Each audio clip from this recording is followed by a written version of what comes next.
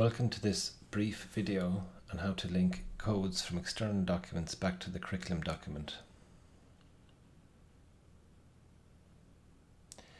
Firstly, select the code that relates to the area of interest. You can either copy it via the keyboard or via the menu.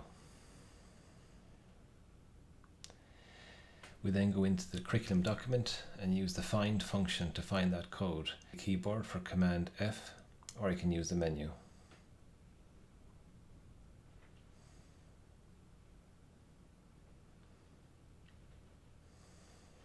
Searching for the specific code will bring you to that part of the curriculum. It will show you the chapter, the illustrative case, learning outcomes, and resources. If you have any queries in relation to this video or the curriculum in general, please email curriculum@icgp.ie.